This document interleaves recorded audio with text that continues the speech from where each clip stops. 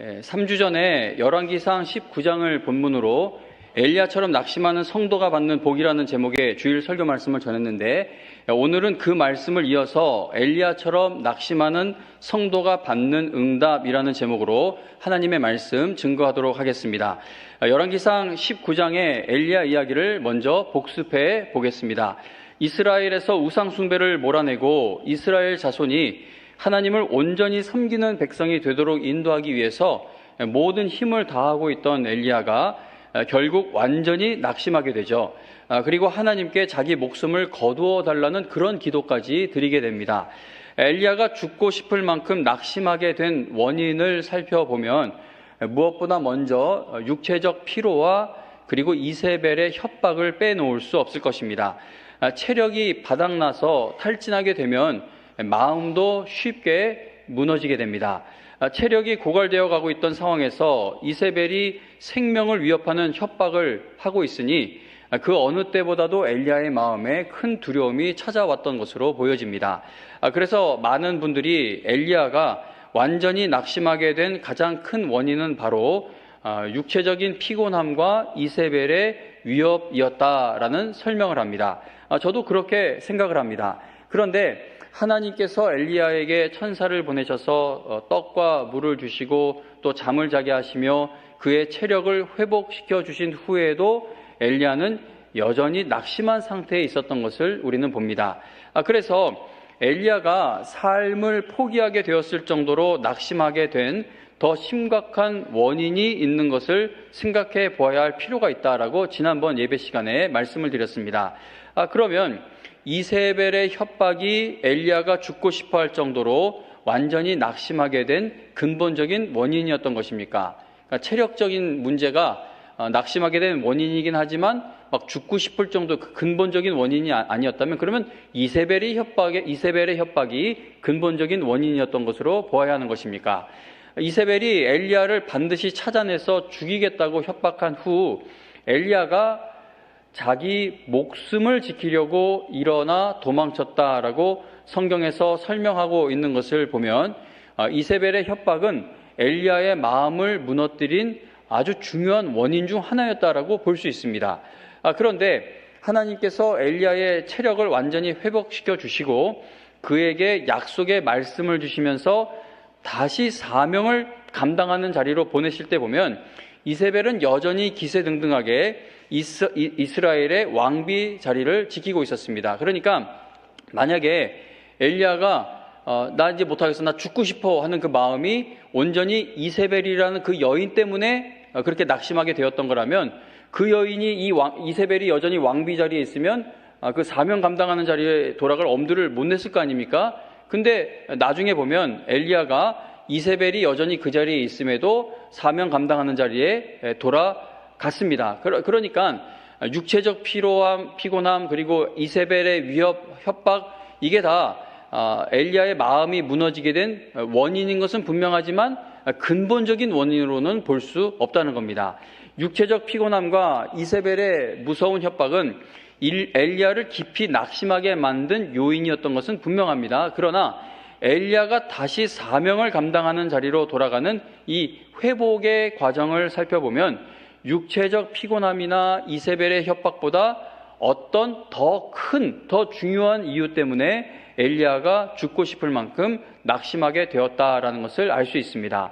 열왕기상 19장 4절에 보면 엘리야가 하나님께 여호와여 넉넉하오니 지금 내 생명을 거두시옵소서라고 말씀을 드린 후 나는 내 조상들보다 낫지 못하니이다라는 그런 고백을 합니다.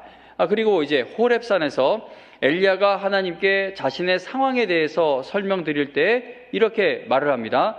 자신은 하나님을 매우 열심을 다해 섬기고 있지만 이스라엘 자손들은 주의 언약을 버리고 주의 제단을 헐며 주의 선지자들을 칼로 죽였고 이제는 나만 홀로 남았는데 내 목숨마저도 그들이 빼앗으려 합니다라는 사실을 반복해서 하나님께 말씀드립니다. 아까 처음 말씀드렸는데 하나님이 못 알아들으신 걸로 생각을 했는지 또 한 번 이런 상황에 대해 말씀을 드립니다. 이처럼 엘리야가 19장에서 로뎀 나무 아래에 주저앉아 하나님과 나눈 대화, 또 그가 회복되는 과정에서 하나님과 나누는 대화, 호렙산에서 나누는 그런 대화를 다 살펴보면 엘리야가 하나님의 능력이나 말씀을 의심했던 것은 아니라는 것을 알 수 있습니다. 그렇죠. 여호와여, 당신을 못 믿겠습니다. 그러니까 나를 죽여주세요. 그게 아니에요. 나는 내 조상들보다 낫지 못한 사람입니다. 그러니까 자기 부족함을 근거로 들어 죽기를 원했고, 또 호렙산에서 하나님께 말씀을 드리는 것도 보면 하나님이 어떻게 그러실 수가 있습니까? 능력이 있긴 합니까? 그걸 따진 것이 아니라 자기가 어쩔 수 없는 그 상황, 자기의 무력함, 연약함을 하나님께, 또 백성들의 악함을 말씀을 드립니다. 그래서 엘리야는 하나님의 능력이나 말씀을 의심했기 때문에 무너진 것으로 보이진 않습니다. 엘리야가 하나님을 불신해서 죽고 싶을 만큼 낙심하게 된 것은 아닌 것으로 보인다는 것이죠. 엘리야가 하나님께 내가 만군의 하나님 여호와께 열심히 유별하다라고 말씀드린 것을 보면 그가 얼마나 열심히 하나님을 섬겼는지를 알 수 있습니다. 엘리야는 자기 목숨을 걸고 사명을 감당하는 일에 열심을 냈습니다. 엘리야는 이세벨과 같은 하나님을 대적하며 우상을 숭배하는 세력이 이스라엘에서 힘을 잃게 되어 이스라엘 백성이 하나님께로 돌아오게 될 것을 간절하게 바라며 자신의 목숨을 걸고 사명을 감당하고 있었습니다. 그러나 여러분 이 이야기를 아시는 것처럼 그러나 엘리야가 아무리 죽을 힘을 다해 하나님의 일에 열심을 내도 조금도 변화가 일어나지 않고 있었다는 겁니다. 바알의 선지자 450명을 다 죽이고 하늘에서 불이 내려 제단의 제물을 하나님께서 다 받아주시는 너무나도 엄청난 일이 확실하게 나타났음에도 불구하고 이스라엘 백성은 여전히 하나님께로 마음을 돌이키지 않고 있는 것처럼 보여졌고, 또 이스라엘 땅에서 우상 숭배를 주도하고 있는 그 세력도 전혀 힘을 잃지 않고 있는 것처럼 보여졌다는 겁니다. 자, 그러한 상황에서 엘리야는 하나님께 여호와여 넉넉하오니 지금 내 생명을 거두시옵소서, 나는 내 조상들보다 낫지 못합니다 라는 이런 기도를 드리게 되었습니다. 그래서 저에게는 엘리야가 하나님께 하나님, 제가 목숨을 걸고 전력을 다해 저에게 맡겨진 일을 감당해 보고 있지만 아무래도 저는요 하나님께 쓰임받았던 그 믿음의 선배들처럼 사명을 감당할 능력이 없는 사람인 것 같습니다 라고 그렇게 기도드린 것처럼 보여집니다. 모세니까 그 일을 했던 거예요. 아브라함이니까 그렇게 감당했던 거예요. 근데 저는 그런 사람들 같지가 않습니다. 하나님, 저는 아닌 것 같습니다. 이렇게 낙심한 겁니다. 엘리야는 하나님의 능력을 의심하거나 말씀을 의심해서 낙심했던 것은 아니라는 것이죠. 하나님께서 맡기신 사명을 감당할 만한 능력이 나에게는 없다는 사실이 너무나 깊이 깨달아지게 되어 죽고 싶을 만큼 그가 낙심하게 된 것으로 보여집니다. 만일 엘리야가 여기 영광교회의 목사님이라면, 지금 이 구약시대에 있던 이 엘리야가 오늘 영광교회 목사님이라면 영광교회의 직분자들과 성도님들은 이 목사님에게 어떻게 반응해야 할까요? 엘리야 목사님, 하나님이 함께 하시는데 그렇게 낙심해서 되겠습니까? 당신이 그렇게 낙심하면 그거 믿음 없는 거 아닙니까? 엘리야 목사님, 담대해야 하나님께 쓰임 받을 수가 있는 것이죠. 앞서 계셨던 모세 목사님, 여호수아 목사님, 기드온 목사님, 사무엘 목사님, 다윗 목사님처럼 목사님도 능력 받으면 쓰임 받을 수 있는데 왜 낙심하고 있습니까? 라고 반응해야 할까요? 그렇게 반응하기보다는 우리의 힘으로는 이 이스라엘 교회를 회복시킬 수 없다라는 것을 함께 인정하며 엘리야 목사님과 함께 낙심하는 것이 마땅한 모습이 아닐까 저는 생각해 봅니다. 엘리야는 하나님을 의심해서 낙심한 것이 아닙니다. 그러므로 엘리야 목사님과 함께 낙심하자라는 이 표현은 하나님을 좀 불신하는 것도 괜찮다라는 그런 의미가 아닙니다. 엘리야 목사님과 함께 소망 없어 보이는 이스라엘 교회를 하나님께서 회복시키시고 부흥시켜달라고 엘리야 목사님과 함께 애통해야 한다라는 것을 함께 낙심하자라는 표현으로 지금 말씀드리고 있는 겁니다. 사도 바울은 날마다 내 속에 눌리는 일이 있으니 곧 모든 교회를 위하여 염려하는 것이다 라고 말했습니다.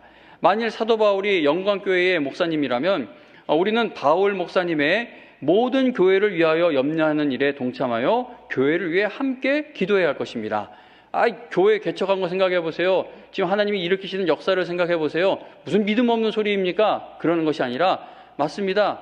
바울 목사님, 인간의 힘으로 태어난 교회도 아니고 인간의 힘으로 지켜지는 교회도 아닙니다. 잘 되는 교회도 있지만 문제 많은 교회가 더 많으니 우리 힘으로 어쩔 수가 없으니 우리 바울 목사님의 낙심에 우리도 동참합니다. 하나님, 교회를 회복시켜 주세요. 살려주세요. 그렇게 동참하는 것이 더 바람직한 모습이 아닐까 생각하게 된다는 것이죠. 예배 시간에 하나님을 만나지 못하는 모습, 말씀을 깨닫지 못하는 모습, 기도하지 못하는 내 모습을 볼 때에 우리는 하나님 앞에 나아가 낙심해야 할 것입니다.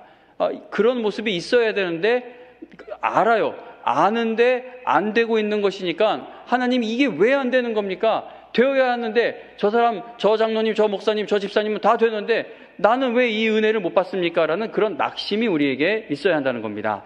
한나가 잉태하지 못하는 문제로 통곡하며 기도했던 것처럼 영광교회가 영적 재생산하는 일에 새신자가 늘지 못하는 것을 우리가 낙심하며 하나님 앞에 엎드릴 필요가 있는 것이죠. 우리의 태신자들이 예수님 믿는 것을 거부하고 있는 이 시급한 문제로 인해 하나님 앞에 나아가 낙심할 필요가 있는 겁니다. 교회를 살리고 부흥시키는 일에 쓰임받았던 우리의 믿음의 선배들, 우리의 선배 목회자들, 선배 장로님들, 선배 권사님들, 선배 집사님들처럼 나도 그분들처럼 꼭 쓰임받고 싶은데 나는 직분의 이름만 얻고 있는 것은 아닌지 낙심하며 하나님 앞에 엎드릴 필요가 있습니다. 낙심이라는 이 말은요, 부정적인 의미가 강한 단어이기 때문에 제가 너무 억지스럽게 말씀을 전하는 것처럼 들릴 수도 있을 것 같습니다. 그 설교자들이 저지르는 실수 중에 하나가 어떤 한 부분을 크게 깨닫게 되었을 때 그것을 너무 과하게 또는 억지스럽게 주장하는 겁니다. 그러니까 물론 하나님이 깨우치게 하신 거면 이걸 더 중점을 두고 전해야 되는데 거기에 붙들려서 그러니까 엘리야가 이게 이렇게 낙심한 거구나, 여기에 붙들려가지고 이걸 너무 억측하고 또 이렇게 고집스럽게 잘못 해석을 하는 것처럼 들려지면 어떻게 할까라는 그런 걱정도 있습니다. 그럼에도 불구하고 제가 이 엘리야의 낙심에 대해서 이야기하는 것은 성경에 보면 하나님 앞에 나아가서 낙심함으로 인해 회복되고 새로운 응답을 받아 하나님께서 맡기신 사명을 끝까지 감당할 힘을 얻게 된 사람들이 너무나 많기 때문입니다. 몇 사람만 생각해 볼게요. 민수기 11장 10절부터 15절에 보면 모세는 하나님께 어찌하여 주께서 종을 괴롭게 하십니까? 어찌하여 내게 주의 목전에서 은혜를 입게 아니하시고 이 모든 백성을 내게 맡기사 내가 그 짐을 지게 하십니까? 이 모든 백성을 내가 배웠나이까? 내가 그들을 낳았나이까? 이 모든 백성에게 줄 고기를 내가 어디서 얻으리이까? 그들이 나를 향하여 울며 이르되 우리에게 고기를 주어 먹게 하라 하온즉 책임이 심히 중하여 나 혼자는 이 모든 백성을 감당할 수 없나이다. 주께서 내게 이같이 행하실진데 구하옵나니, 이제 어떤 응답을 하나님께 어떻게 응답해 주실 것을 요구하냐면 구하옵나니 내게 은혜를 베푸사 즉시 나를 죽여 내가 고난당함을 내가 보지 않게 하옵소서라고 그렇게 간구합니다. 하나님께서는요, 모세가 매우 낙심하여 사명을 다 포기하고 죽기를 구하는 이러한 기도를 들으셨을 때, 모세가 이런 기도를 드리는 것을 들으셨을 때 그를 막 책망하시지 않고, 야, 이 못난 놈아, 너 애굽으로 안 간다고 할 때 그 모습 또 나오냐? 너 가가지고 그 애굽의 그 강대국을 어떻게 무너뜨렸고, 홍해 앞에서 어떤 일이 일어났고, 지금까지 여기 오면서 내가 정말 어떤 능력을 너에게 보여주었고 지금 보여주고 있는지 네 눈에 안 보여? 기억 안 나? 막 이렇게 책망하신 것이 아니라 장로 70인을 세워 모세의 짐을 나누어 질 수 있도록 응답해 주시는 것을 보게 됩니다. 그러니까 하나님 앞에 나아가 낙심한 마음을 다 토해냈을 때 그 낙심된 마음에 하나님의 응답이 임하게 되었다는 겁니다. 시편에 보면 다윗을 비롯한 여러 시편 기자들은요, 낙심한 마음을 하나님 앞에 숨기지 않고 솔직하게 토로합니다. 어떤 때는 원망처럼 보이기도 해요. 막 서운한처럼 보이기도 합니다. 왜 이렇게 되는 거냐고, 하나님 날 외면하시냐고, 나 울고 있다고 막 하나님 앞에 낙심된 마음을 이야기합니다. 시편 기자들이 낙심된 마음으로 기도를 시작했다가 그 기도 찬송 마지막 가서는 하나님을 찬양할 힘을 낼 수 있게 되었던 것은 하나님께서 그들이 낙심하는 가운데 하나님께서 만나주시고 응답해 주셨기 때문이라고 저는 생각합니다. 예레미야 20장 9절에 보면 예레미야 선지자가 이런 고백을 하죠. 내가 다시는 여호와를 선포하지 아니하며 그의 이름으로 말하지 아니하리라 하면 나의 마음이 불붙는 것 같아서 골수에 사무치니 답답하여 견딜 수 없나이다. 난감한 거예요. 너무 낙심해서 이제 하나님이 맡기신 일 하기도 싫은데 그럴 수는 없고 하나님이 주신 사명을 외면하면 또 마음에서 막 이렇게 그 사명감이 불타오르고 하나님이 주시는 마음이죠. 그래서 예레미야가 20장 9절에서 이렇게 말하고 18절에 가서는 이렇게 말합니다. 어찌하여 내가 태에서 나와서 고생과 슬픔을 보며 나의 날을 부끄러움으로 보내는고 하니라. 아멘. 예레미야가 너무나 낙심해서 드리는 이러한 기도에 하나님께서 즉시 응답해 주셨다 그런 기록은 성경에 없습니다. 그러나 하나님께서요 계속해서 그에게 말씀을 주시고 또 말씀을 주시고 그리고 그가 끝까지 사명을 감당해냈던 것을 보면은 예레미야가 낙심하여 드리는 기도에 하나님께서 응답해 주시는 역사가 있었던 것이 분명해 보입니다. 욥도 자기가 태어난 날을 저주했죠. 하나님의 뜻이 무엇인지 꼭 알아야겠는데 하나님은 절대 잘못된 일을 하시는 분도 아니고 실수하시는 분도 아니고 불의한 분도 아니신데 지금 내가 당하는 일이 이게 이해가 되지 않는 거예요. 아무리 생각을 해봐도 이해가 되지 않아요. 그래서 욥기가 어렵지만 성경에 많은 책들이 어려운데 개인적으로 욥기를 읽어보면 그 내용이 상당히 어렵지만 그래도 이렇게 좀 깨닫는 부분 보면은 욥이 하나님한테 이렇게 말씀드리는 그 속마음을 토해내는 걸 보면은요, 이거 이렇게 말해도 될까 싶을 정도로 막 하나님 앞에 표현이 거친 것을 봅니다. 낙심한 거예요. 그러니까 하나님을 불신하거나 하나님을 미워하거나 그게 아니라 이게 도저히 이해가 안 되고, 그러니까 이 자리에서 내가 하나님 앞에 쓰임 받고 싶은데 뭘 어떻게 해야 될지 모르니까 낙심할 대로 낙심을 한 겁니다. 그래서 도저히 하나님의 뜻을 알 수가 없어서 죽고 싶을 만큼 괴로워하며 낙심한 욥을 봅니다. 그런데 욥기 마지막에 가서 보면 하나님께서는 그 낙심에서 토해낸 기도에도 하나님이 우리가 정말 기대하지도 못하고 예측도 못했던 그러한 복과 은혜, 응답을 욥에게 부어주시는 것을 우리가 보게 됩니다. 예수님도 하나님께서 맡기신 사명을 끝까지 감당하시기 위해 너무나도 괴로워진 마음을 숨기지 않으셨습니다. 마태복음 26장 37절, 38절에 이렇게 말씀하죠. 베드로와 세베대의 두 아들을 데리고 가실새, 예수님이 이제 두 제자를 데리고 가실새 예수님이 어떠셨냐면 고민하고 슬퍼하사 이에 말씀하시되, 제자들에게 말씀하시는 거예요. 내 마음이 매우 고민하여 죽게 되었으니 너희는 여기 머물러 나와 함께 깨어 있으라 하시고. 아멘. 지금 말씀드린 믿음의 사람들이 그리고 예수님이 하나님 앞에서 그들의 낙심한 마음을 솔직하게 드러냄으로 인해 그들의 믿음이 무너졌습니까? 이게 오늘날 교회에서 목사님들이나 장로님들이나 중직을 맡은 권사님들이 이런 마음을 드러낸다고 생각해 보세요. 아유, 저 사람 목사 자격 없다, 장로 자격 없다, 저게 믿음이 없냐, 그런 평가 나오지 않겠습니까? 그래서 지금 말씀드린 몇 사람 말씀 못 드렸는데 이 사람들이 하나님 앞에서 낙심한 마음을 솔직하게 드러냄으로 인해 그들의 믿음이 무너지고 하나님이 그들을 외면하셨냐는 겁니다. 그렇지 않죠. 오히려요, 이렇게 낙심하는 과정을 통과해 가면서 하나님이 주시는 귀한 응답을 받게 되었다는 겁니다. 하나님께서 맡기신 사명을, 하나님이 우리에게 주신 그 사명과 직분을 정말 감당하고 싶은 사람은 하나님 앞에 나아가 낙심할 수밖에 없는 시간들을 만나게 됩니다. 그러니까 다시 말하면, 하나님, 저는 절대 못합니다. 저는 제가 할 수 있을 줄 알았습니다. 여기까지 오면서 꽤 해내서 이게 될 줄로 알고 앞으로도 되어갈 걸로 그렇게 알았습니다. 저 하나님이 부르셨으니 뭔가 할 만한 능력이 있어서 부르신 줄로 알았습니다. 그런데 하나님, 그게 아니었네요. 이거는 저는 못할 일이네요. 하나님, 저는 못합니다. 오직 하나님만이 하실 수 있습니다. 라고 하나님께만 소망을 두며 기도하는 자리를 찾아갈 수밖에 없는 순간을 반드시 만나는 순간이 신자의 삶에 오게 된다는 겁니다. 그래서 저는요, 교회에서 중요한 직분을 받은 모든 중직자들, 직분자들이 엘리야와 같은 낙심을 경험하게 되기를 기도하고 있습니다. 그러니까는 믿음 없는 모습을 기대한다는 게 아니라 한번 너도 당해봐라 그런 걸 기대한다는 것이 아니라 천부여 의지 없어서 두 손 들고 옵니다. 하나님이 우리를 외면하시면 이건 절대 안 됩니다. 망합니다. 하나님이 함께 해주셔야 합니다. 그러한 하나님 앞에 철저히 낮아지는 모습. 마치 형 에서를 만나기 전에 야곱이 약복강가에서 그걸 건너지 못하고 거기서 꼭 하나님을 붙들고 절대 못 놓겠다 목숨을 걸고 붙들었던 그런 모습이, 그런 낙심이 우리에게 있기를 바란다는 겁니다.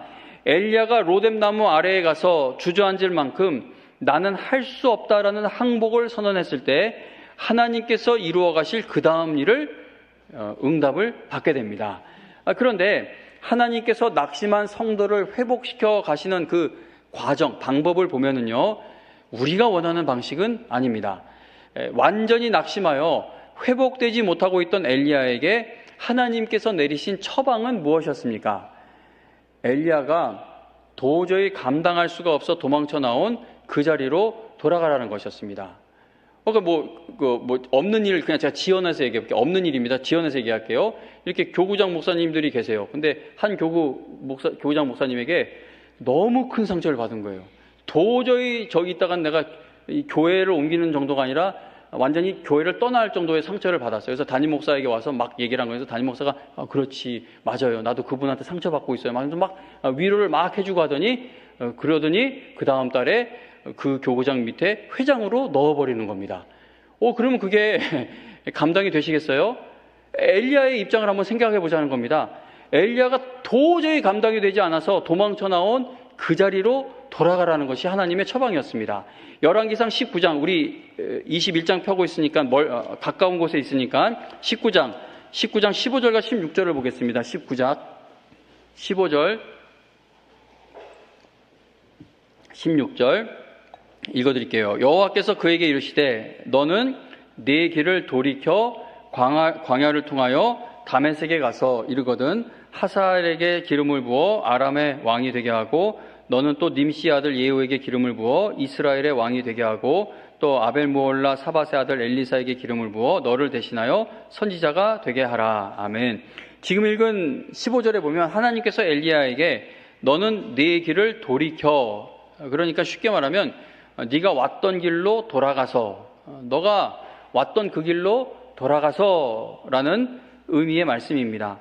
엘리야가 다시 돌아가고 싶지 않은 자리로 돌아가라고 하나님께서 말씀하십니다.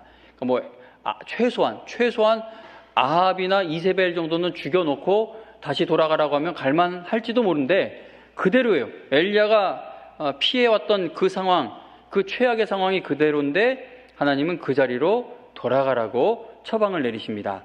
하나님께서는 엘리야를 새로운 곳으로 보내셔서 그가 힘을 내어 사명을 감당할 수 있게 하신 것이 아니라 그가 너무 힘들어 죽고 싶은 마음까지 얻게 되어 도망쳐 나왔던 그 길을 다시 걷도록 사명을 주셨다는 겁니다. 하나님께서는 왜 그렇게 하신 것입니까? 하나님도 방법이 없어서 그러신 걸까요? 야, 네가 안 가면 누가 가냐? 너라도 가야 된다. 어떻게 좀 버텨봐. 없어. 거기 말고는 일단 거기 갈 데가. 그래서 그렇게 하신 것이겠습니까? 하나님께서 엘리야가 포기하고 싶어하던 그 자리에서 여전히 엘리야를 통해 확실히 일하실 계획과 뜻이 있으셨기 때문에 그에게 돌아가라고 하신 겁니다. 무책임하게 어쩔 수 없어서 돌아가라고 하신 것이 아니라 반드시 엘리야가 할 수 있는, 해야 할 일, 하나님이 함께 하심으로 할 수 있는 일이 있기 때문에 돌아가라고 하셨다는 것이죠. 하나님은 엘리야가 하사엘과 예후와 엘리사에게 기름을 부어 이스라엘의 새로운 역사를 준비하도록 그를 이제 인도해 가실 것입니다. 우리도 우리 인생을 이렇게 살펴보면, 우리가 이렇게 살다 보면 믿음으로 살아갈 수 없을 것 같아 떠나고 싶은 삶의 자리들이 있을 줄로 압니다. 여기서는 더 이상 그냥 어떻게 악을 쓰고 난폭해지고 그러면 버틸 수 있을지 모르는데 믿음으로 버티는 것은 더 이상 안 될 것 같아 이제는 그만 일어서고 싶은 그러한 자리들이 있다는 것이죠. 실패와 좌절을 경험하는 자리, 상처받아 눈물 흘리게 되는 자리, 그렇게 도망쳐 나오고 싶은 삶의 자리들이 있는 줄로 압니다. 그러나 하나님께서는 우리를 회복시키신 후에 우리가 피하고 싶어 하고 있는 그 자리에서 우리를 사용하기를 바라고 계시는 경우가 매우 많다라는 것을 성경을 통해 알게 됩니다. 그래서 예배 드리는 자리가 너무나 중요한 것이죠. 나를 낙심하게 만드는 삶의 그 자리에 돌아가 사명을 감당할 수 있도록 해줄 그 위로와 능력을 예배 시간에 꼭 받아야 하기 때문에 이 예배가 얼마나 중요한지 모릅니다. 우리가 머물기 힘들어하는 곳에서 하나님은 우리를 붙드시고 우리를 통해 하나님의 계획을 이루어 가십니다. 성경의 인물들을 생각해 보시기 바랍니다. 성경의 많은 인물들이 견디기 힘든 일을 겪는 그 최악의 자리에서 하나님께 끝까지 쓰임을 받게 됩니다. 기근이 들어도 하나님이 거기를 떠나지 말라고 하시죠. 막 괴롭히는 자가 있어도 거기 있으라고 하시죠. 하갈이 도망 나왔는데 다시 돌아가라고 하십니다. 오늘 읽은 열왕기상 21장 28절 29절 한 번 더 생각해 보겠습니다. 우리가 읽은 열왕기상 21장 28절 29절을 읽어드릴게요.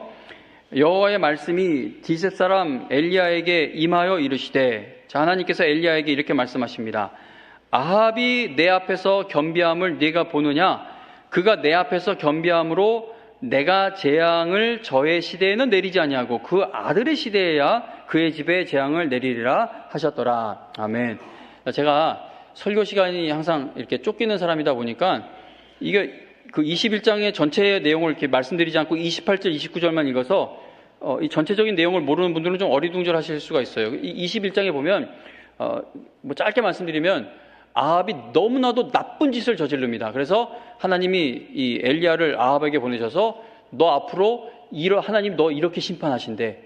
근데 그 심판의 내용이 진짜 무시무시합니다. 그러니까 엘리야가 전하는 하나님의 말씀을 듣더니 이 아합이 잔뜩 겁을 먹고 어떤 모습이 되냐면 27절 마지막 부분에 보시면 풀이 죽어 다녔다라고 합니다. 너무 무서웠던 거예요. 막 이제 말씀을 듣고 나서 막 옷을 찢고 막 금식하고 그렇게 이제 풀이 죽어 다녔어요. 근데 성도님 여러분, 이 엘리야가 죽고 싶을 정도로 낙심하게 된 원인은 뭐 하나님의 뜻대로 쓰임 받아야 하는데 그렇지 못한 것이 낙심의 주요 원인이었다고 하는데, 그 밖에 원인들을 생각해 볼 때 아합과 이세벨 때문에 이스라엘이 우상 숭배에 빠지게 된 것이 엘리야가 죽고 싶을 정도로 완전히 낙심하게 된 것의 또 다른 큰 원인 중 하나였죠. 이놈의 아합과 이세벨 때문에 지금 이 엘리야가 이렇게 죽을 고생을 합니다. 그런데 당장 심판받아 죽어 마땅한 아합이 하나님께서 심판하신다는 그 무서운 말씀을 듣더니 겸비하는 모습을 한 번 보였다고 해서 하나님께서 아합 왕 시대에는 재앙을 내리지 않겠다고 하시니까 엘리야 입장에서 얼마나 화가 나겠습니까? 이 화날 만한 상황이지 않습니까? 회개한 것처럼 보이지 않아요. 뭐 하나님을 찾았다, 뭐 우상을 섬기는 그 신당 재단을 다 헐었다, 그가 하나님을 찾고 뭐 회개 기도를 했다, 그런 거 없어요. 그냥 하나님이 이렇게 너 완전히 진짜 심판하신다고 하니까 그냥 그게 쫄아가지고 그냥 이렇게 축 처져서 다닌 거예요. 그냥 매 맞기 싫으니까. 근데 하나님께서 그 회개 같지도 않은 모습을 보면서 내 앞에서 겸비함을 내가 보느냐. 그래서 내가 아합 왕 때에는 심판하지 않고 그 다음 세대에, 그 아들 시대에 심판하겠다. 그러니까 니느웨를 용서하신 하나님께 아주 화를 있는 대로 냈던 요나처럼 엘리야도 하나님께 화를 낼 만한 그러한 상황이었던 겁니다. 그러나 세미한 소리로 찾아오신 하나님을 만나서 하나님의 말씀을 듣는 귀가 다시 회복된 엘리야는 그를 낙심하게 만드는 일들이 지속되고 있는 이런 최악의 상황에서도 하나님만을 의지하며 하나님께서 맡기신 사명을 끝까지 감당해 내게 됩니다. 엘리야는 로뎀나무 아래에 앉아 하나님께 자신의 생명을 거두어 달라고 간구했을 만큼 완전히 낙심했던 사람이죠. 엘리야에게는 하나님께서 주신 그 사명 감당하는 길을 걸어갈 수 있는 힘이 눈꼽만큼도 남아있지 않았습니다. 마치 심각한 우울증에 걸린 사람처럼, 그러니까 엘리야가 뭐 우울증이었는지 모르겠지만, 근데 이 사람이 보인 모습을 보면 오늘날에 마치 심각한 우울증에 걸린 사람처럼 엘리야는 죽고 싶어 했습니다. 그러나 하나님께서는 엘리야를요, 선지자 사명 감당하는 일에서 은퇴시키실 생각이 없었어요. 그러니까 엘리야는 사명도 포기하고 하나님도 포기했지만 다행히도 하나님은 엘리야를 포기하지 않으셨다는 겁니다. 완전히 탈진해서 주저앉아 버린 그 못난 모습도, 그러니까 저 같은 설교자들이 엘리야의 모습을 그래도 이게 이 사명 감당하는 모습이니까 얼마나 존경스러워요. 이렇게 얘기를 해서 그렇지 정말 냉정하게 이 사람의 모습을 보면 이거 좀 못났잖아요. 하나님이 떠나버리시고 막 침묵을 지키시고 어떤 능력을 안 보여주신 것도 아닌데, 물론 어려운 일이 있지만요. 그러니까 완전히 탈진해서 주저앉아버린 이런 못난 모습도 하나님께서는 천성을 향해 나아가는 발걸음과 과정으로 인정해 주셨다는 사실이 얼마나 감격스럽습니까?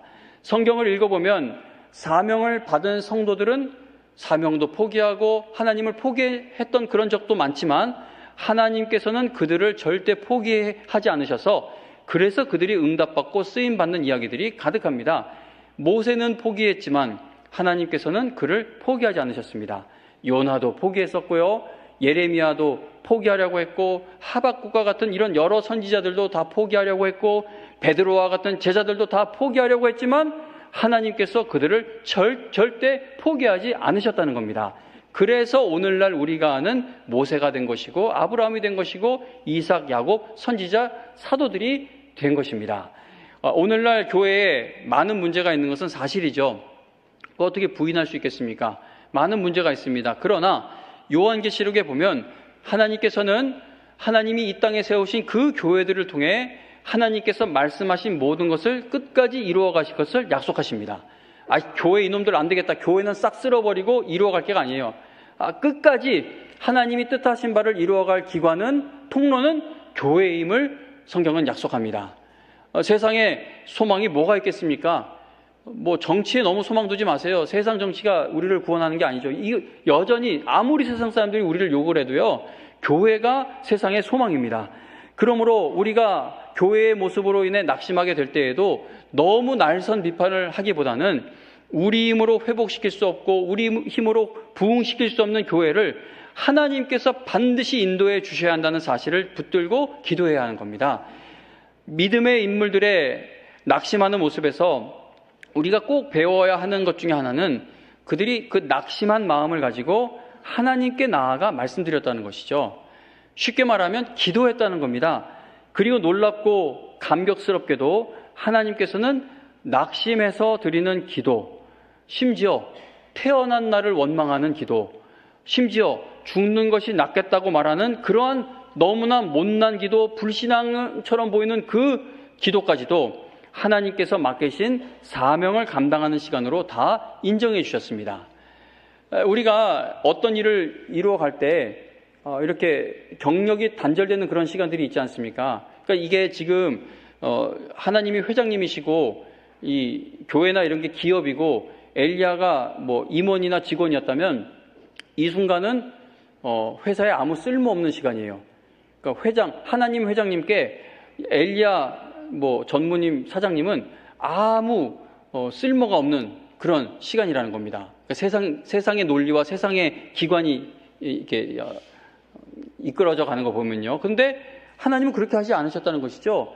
이렇게 못난 모습으로 완전히 주저앉아 아무것도 하지 못하는 이 모습까지도 하나님은요, 이것까지도 사명 감당하는 시간으로 쳐주셨다는 겁니다.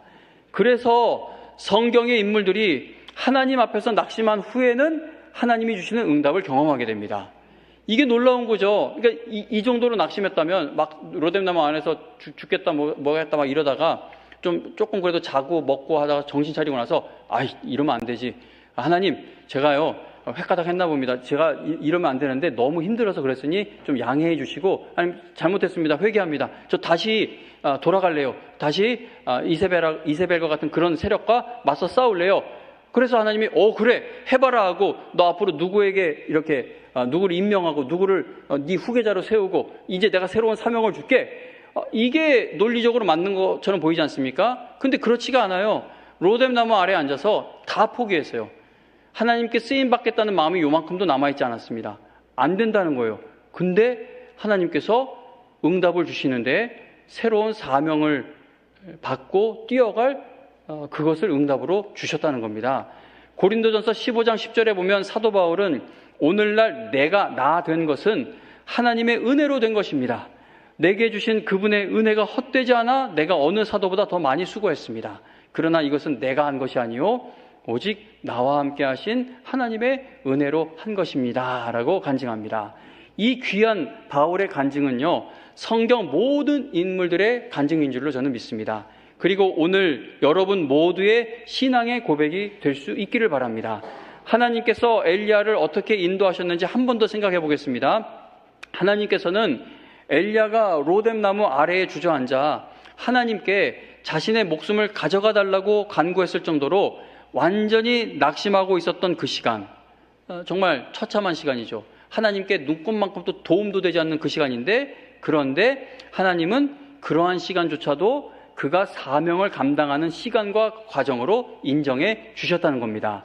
이거나 김성재 선교사님, 김진우 박은원 선교사님, 최인필 황삼순 선교사님, 김경수 이행수 선교사님, 윤혜벤 현미정 선교사님, 기영만 김명식 선교사님, 최강원 정양심 선교사님, 최강재 선교사님과 같은 분들도 모두가 다 침상을 눈물로 적시며 여기까지인 건가? 나는 지금 무엇을 하고 있는 건가? 나는 실수한 건가? 실패한 건가? 이런 낙심된 마음으로 보냈던 그 시간과 기간과 상황이 있었다라는 것을 우리는 그분들의 설교와 간증을 통해 너무나 잘 알고 있습니다. 그렇죠? 저만 들은 게 아니라 우리 같이 다 들은 이야기 아닙니까?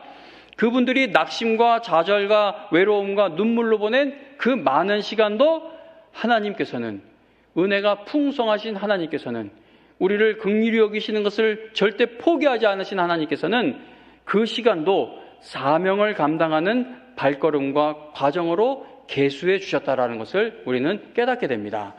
아무리 믿음이 좋은 모세, 엘리야, 욥과 같은 성도라 할지라도요, 아무리 믿음이 좋은 목사라 할지라도요, 깊이 낙심하게 되면요, 상한 마음이 비빔밥처럼 이렇게 뒤섞인 그런 기도가 나오게 될 수밖에 없습니다. 그런데 정말 감격스러운 것은 도저히 믿음으로 살아갈 힘이 없어 불신앙의 표현이 막 버무러진 그런 기도를 드리는데도 하나님께서는 그 기도를 귀한 기도로 받아주셔서 반드시 응답해 주신다는 겁니다. 세상의 것을 얻지 못함으로 인해 낙심하는 성도가 되지 마시기를 바랍니다. 세상의 것을 얻지 못해서 자꾸 낙심하면 말씀을 듣는 귀는 닫히게 될 것이고 기도할 입은 막혀지게 될 것이며 천국을 바라보는 눈은 멀게 될 것입니다. 그러나 하나님께서 맡기신 사명을 꼭 감당하고 싶은데, 나도 그 믿음의 선배들처럼 그렇게 사명 감당하는 직분자 되고 싶은데, 목사 되고 싶은데 내 부족함으로 인해 그러지 못하는 것이 낙심되어 하나님을 찾아가는 성도, 하나님의 뜻이 교회를 통해 이 땅에서 이루어져 가는 것을 정말 보고 싶은데 내가 그것을 깨달을 수 있는 영적 민감함이 없는 것이 너무 낙심되어 하나님을 찾아가는 성도를 하나님께서 반드시 회복시켜 주신다는 것이죠. 건강에 큰 문제가 생겼을 때 단지 건강 문제만으로 낙심하면은요, 성경에서 약속하고 있는 그 응답을 받기가 힘들어지게 됩니다. 막 건강이 흔들릴 때 누구라도 두렵죠. 그 죽음, 불치병, 이건 누구에게나 다 두려움을 줍니다.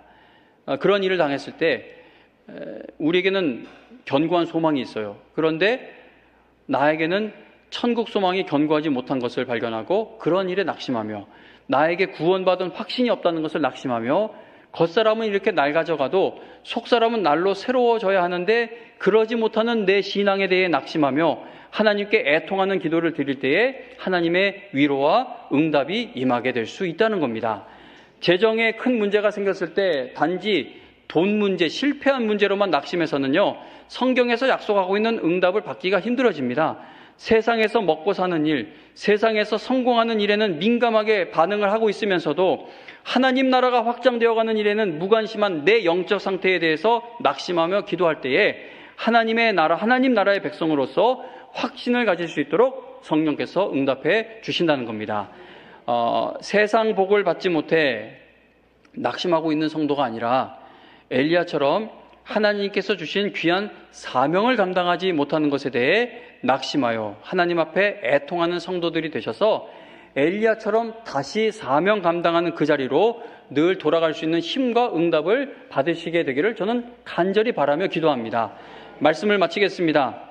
하나님께서 맡기신 사명을 감당할 만한 능력이 자신에게 없음을 깨닫고 깊이 낙심했던 엘리야를 긍휼히 여겨주시고 회복시켜주신 하나님의 그 놀라운 은혜와 응답이 하나님께서 맡기신 사명을 감당하기 위해 낙심하는 여러분들에게도 충만히 임하는 큰 복을 다 받게 되시기를 주님의 이름으로 축원합니다.